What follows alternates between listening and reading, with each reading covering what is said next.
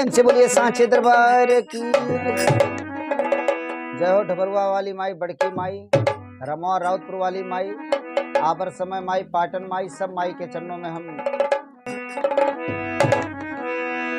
हर माई नया नवा खोलना, हे माई नया नवा खोलना, दैदा भगतन पर धिया नवा, माई नया नवा खोलना।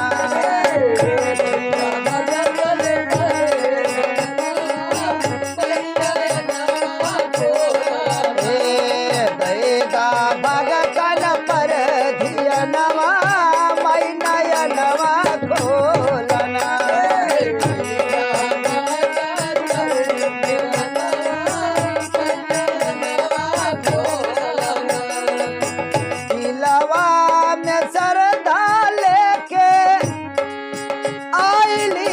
चरणवा माई नया नवा खोलना, माई नया खोलना,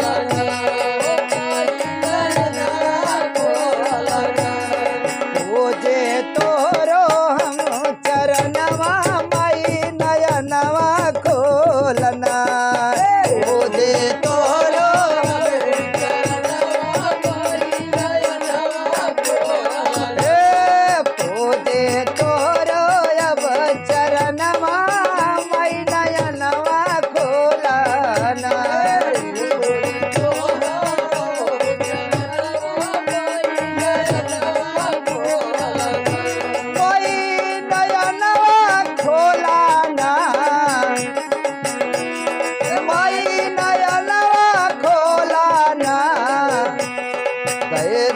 भगतन के दर्शनवा, माई नया नवा खोलना, दैदा भगतन के दर्शनवा।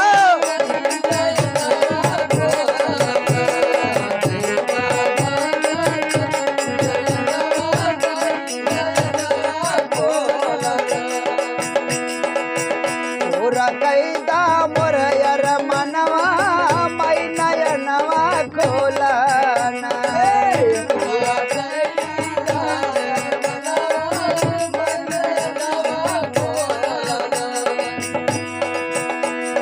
दूरेगा भवानी काली, दूरेगा भवानी काली, अरे छोड़ी दायतनवा, हे नया नवा खोलना।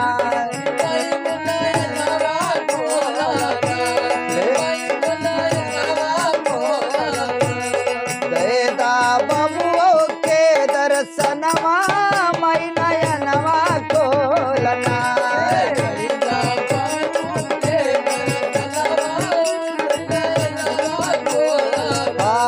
दैदा भगतन पर धियनवा, माई नया नवा खोलना।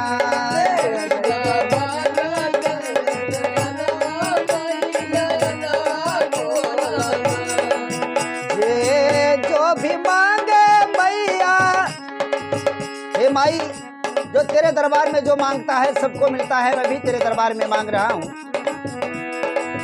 जे भी जावन मांगे मैया, अरे देलुयन धन सोनवा, हे मैया देलुयन धन सोनवा, अरे खजनवा देलु ना, अरे खजनवा देलु ना, माये दैदा तनी धियनवा।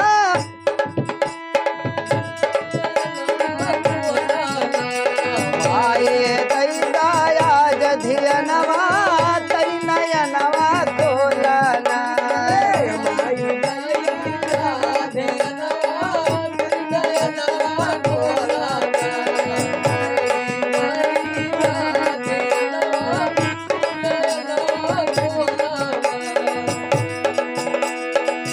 देखे हम स्वर सरगम, क्योंकि साजबाज कुछ आता नहीं इसलिए कहना है मैया।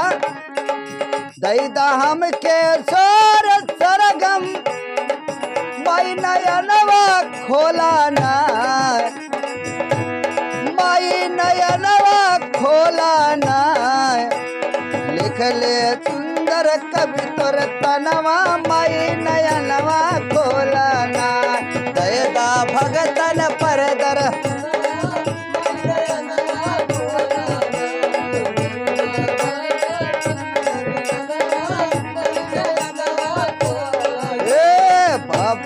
गावेले बदनवा तरी नयनवा खोलाना, गावेले बदनवा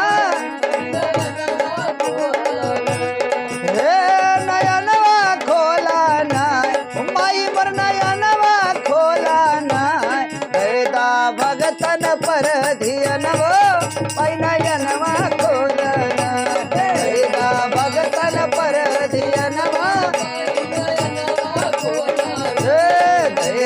भगतन पर धियनवा नयनवा खोलना। प्रेम से बोले साचे दरबार की जय। जो भी तेरे दरबार में भगत आए हैं मैया सबके ऊपर अपना कृपा बनाए रखना, और गीत अच्छा लगे तो ज़्यादा से ज़्यादा शेयर करना, कमेंट करना। फिर मिलते हैं नेक्स्ट वीडियो में।